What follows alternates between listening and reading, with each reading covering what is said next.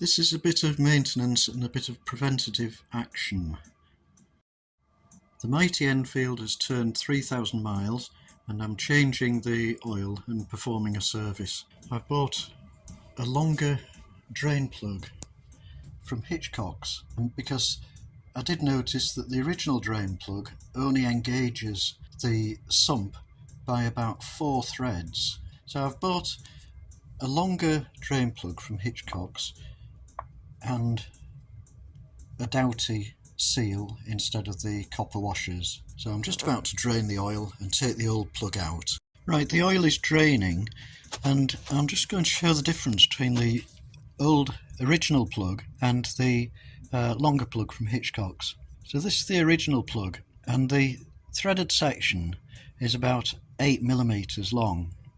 This is the replacement longer plug and this threaded replacement is about 16mm long. As you can see, there's about double the threads. There's about 4 threads engaging and it screws into soft aluminium, and whilst there is nothing wrong with the threads in the sump on my bike, I am worried that tightening it and loosening it, the threads will strip out.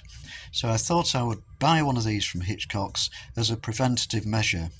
Now, another thing that I've noticed is the magnets in the end, and the magnet in the Hitchcocks plug, very much larger, and it's considerably stronger than the original plug magnet. So I guess that's only a good thing. Now the oil is out and I'm going to try to show the threads. This is difficult because I'm not prepared to tip my bike onto the side to show this, so I'm trying to use a mirror. There's the sump hole. It's awkward because the oil's dripping on the mirror, but if you can see, the stub in the sump is quite long and it's threaded all the way up. There's no need to run a tap up to cut longer threads, and it's the right length for the Hitchcocks longer plug. It will screw straight in with no modifications, no need to run a tap up the sump plug boss with the risk of introducing particles of metal into the engine. I'll try to get a closer photograph of that.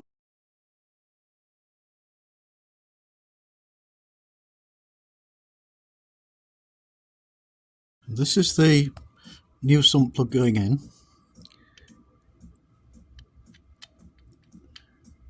Complete with the Doughty washer.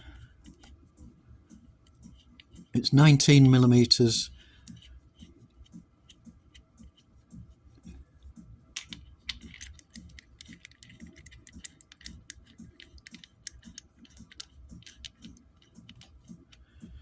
and there it is all the way home, just needs final tightening. So that's just to show that there's no need to run a tap up the threads are already there for a much longer drain plug, and I have no idea why Enfield chose to use such a short drain plug in soft aluminium threads. It's a disaster waiting to happen.